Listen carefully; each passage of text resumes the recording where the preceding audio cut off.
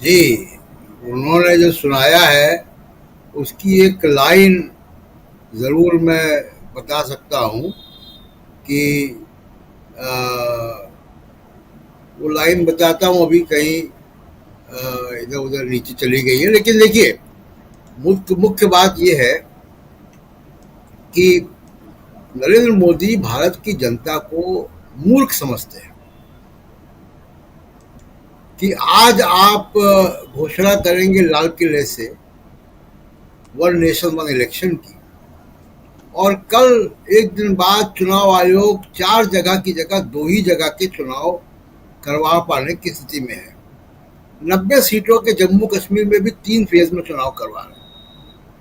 देश की जनता इतनी मूर्ख नहीं है राजीव जी, सब देखती है, सब समझती है, जवाब देती है।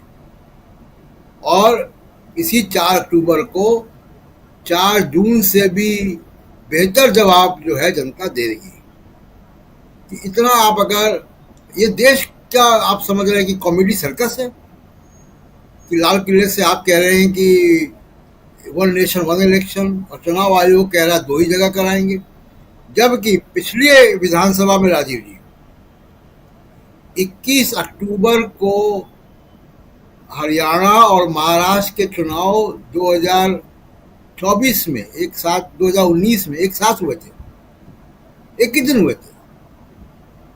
जी। तो इस बार क्यों नहीं हो रहे? तो ये देश की जनता देख रही है। मैं हरियाणा पे आता हूँ, लेकिन पहले जहाँ का चुनाव नहीं घोषित हुआ वहां पे एक बात कह दूं कि क्यों महाराष्ट्र के चुनाव आज घोषित नहीं हुए। नरेंद्र मोदी और बीजेपी एक नाथ शिंदे से बहुत डरे हुए हैं, और एक नाथ शिंदे इनसे डरे हुए हैं। एक नाथ शिंदे को ये मालूम है कि इस बार अगर सत्ता में ये लोग आ गए तो उनको मुख्यमंत्री नहीं बनाएंगे, बीजेपी अपना मुख्यमंत्री रखेगी, ये उनको स्पष्ट है। और वो इसको इसके इसके काम में वो लग गए हैं। अब उन्होंने 113 सीटों के का फरमाइश कर दी है, और अजीत पवार ने भी 80 से 90 सीटों की फरमाइश कर दी है। ये दोनों मिलके बीजेपी को, जितनी बीजेपी ने सीटें जीती थी उससे भी नीचे रखना चाहते हैं। यही चल रहा है। और अभी चुनाव घोषित होते होते मुझे लगता है कि महाराष्ट्र में कुछ बड़ा घट जाएगा राजनीति में, जी। और हो सकता है कि शिंदे जी के खिलाफ फिर ईडी लगाई जाए, या क्योंकि अब जिम्मेदारी ईडी की बढ़ गई है महाराष्ट्र को लेकर। अब वहां पे ईडी पहुंचेगी और शिंदे जी को ईडी के जरिए डरा धमका के उनकी सीटें कम करवाई जाएंगी, सीटें जितने की वो फरमाइश कर रहे हैं। तो ये तो जी है महाराष्ट्र की कहानी, और महाराष्ट्र में काफी डरे हुए हैं। अब हरियाणा की जहां तक बात है राजीव जी, हरियाणा में डीबी लाइव का ही सर्वे था, जी। और डीबी लाइव का सर्वे कांग्रेस को 43 से 48 सीटें दे रहा था, बीजेपी को 34 से 39 सीटें दे रहा था, अदर्स को 3 से 8 सीटें दे रहा था। अगर आप लोकसभा के परिणाम भी देखेगा तो लोकसभा के परिणाम में भी काफी परसेंटेज नीचे आया था। बीजेपी 10 सीटें जीत कर आई थी, 5-5 में बंटवारा हो गया। उसके बाद भी अभी आपने कहा चौधरी बीरेंद्र सिंह आते हैं सर छोटू राम के परिवार से, उनके ग्रैंडसन है वो। उनकी हरियाणा में बहुत इज्जत है, फ्रीडम फाइटर रहे हैं हरियाणा के, एक तरीके से वो सबसे बड़े हीरो हैं हरियाणा के। वैसे हीरो जैसे कि बिरसा मुंडा झारखंड के। जी। तो और वहां पे जो अभी रोहित लाल जी ने बताया कि एमएसपी का इशू है, किसानों का अग्निवीर का इशू है, वहां पे ओल्ड पेंशन का बड़ा इशू है। ये सारे इश्यूज है, किसान का आंदोलन है, और जाट नाराज है।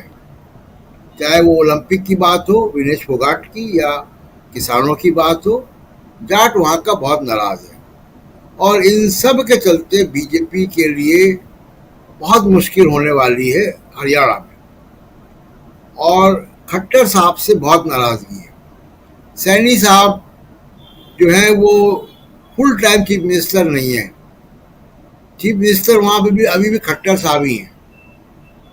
तो ये सारे कुछ मिलाकर जो है वो हरियाणा में स्थिति बहुत खराब है। जहां तक जम्मू कश्मीर की बात है, देखिए डिलिमिटेशन में खेल किया गया। क्या खेल किया गया कि 7 सीटें बढ़ी हैं वहां पे, जी 6 सीटें जम्मू की बढ़ी हैं जहाँ बीजेपी स्ट्रांग है, और 1 सीट वैली की बढ़ी है, कश्मीर की। अभी जो अफसरों के ट्रांसफर हुए में 33 अफसर एसएसपी रैंक के हैं, 4 या 5 डिस्ट्रिक्ट मजिस्ट्रेट हैं या डिप्टी कमिश्नर हैं। तो जम्मू कश्मीर में भी चुनाव से पहले ही घोटाला हो रहा है। तो इलेक्शन कमीशन के ऊपर एक बार फिर विश्वसनीयता के सवाल है। लोकसभा के इलेक्शन में अभी तक कहानियां निकल कर आ रही हैं कि किस तरीके से पक्षपातपूर्ण रवैया था। फॉर्म 17B की बात है, फॉर्म 17C की बात है, काउंटिंग के प्रोसीजर्स की बात है। लेकिन इस पूरे प्रकरण में राजीव जी, पॉलिटिकल पार्टियां और सजग हो गई हैं, जी समाज और सजग हो गया है, और वो इलेक्शन कमीशन के छाती पे चढ़ा रहेगा कि तुम बेईमानी करके दिखाओ। कोई सॉफ्टवेयर में धांधली कर दे बात अलग है, लेकिन सामने की धांधली के लिए अब समाज और पॉलिटिकल पार्टियां, सिविल सोसाइटी, पत्रकार, वो सब बहुत सजग है, सचेत है। जिस तरीके से इलेक्शन कमीशन ने नंबर्स बढ़ाए पहले फेज, सारे फेज में 12-13 दिन बाद बढ़ाए नंबर, अब वो सब चीजें, वो सब खेल अब चल नहीं पाएगा इलेक्शन कमीशन का। बिल्कुल बिल्कुल तो बिल्कुल, आप सही कह जी जी तो इन जी सब प्रशांत के जी साथ जी जी प्लीज अपनी बात आगे बढ़ाइए। इन सब के चलते इलेक्शन हो रहा है। और इसमें देखिएगा कि जब महाराष्ट्र के भी चुनाव होंगे, और जब तक महाराष्ट्र के चुनाव में जाएंगे, जब तक हरियाणा का नतीजा आ चुका होगा। और एक आखिरी बात, इलेक्शन कमीशन राजीव जी जो बहाना बना रहा है फेस्टिवल का, फेस्टिवल गणेश चतुर्थी है 7 सितंबर को, और दिवाली है 24 अक्टूबर को। क्या 7 सितंबर और 24 अक्टूबर के बीच में महाराष्ट्र के इलेक्शन नहीं हो सकते थे? उन्हीं तारीखों में तो आप करवा रहे हैं यहाँ पे इलेक्शन। 31 की दिवाली है, लेकिन ठीक है जी। तो उन्हीं तारीखों में तो आप करवा रहे हैं ना इलेक्शन। बिल्कुल आगे पीछे हो सकता था 4-6 दिन इधर उधर। तो ये बहाना है केवल। नहीं, और असली कई बार कारण हुए हैं, कई बार हुए हैं ये चुनाव, कई बार छत्तीसगढ़, मध्य प्रदेश, इन सब के चुनाव भी अक्टूबर नवंबर में होते हैं, और उसी समय दिवाली के 2 दिन आगे पीछे। आप याद कीजिए पिछली बार दिवाली के दूसरे दिन हुआ था चुनाव। असली कारण है मोदी जी को प्रचार का विंडो देना, और दूसरा सबसे बड़ा कारण है कि शिंदे गुट से बीजेपी का भी सीटों का तालमेल नहीं हो पाया है। उसका इंतजार चुनाव आयोग कर रहा है। ये बड़े आश्चर्य की बात है राजीव जी। जी बिल्कुल बिल्कुल।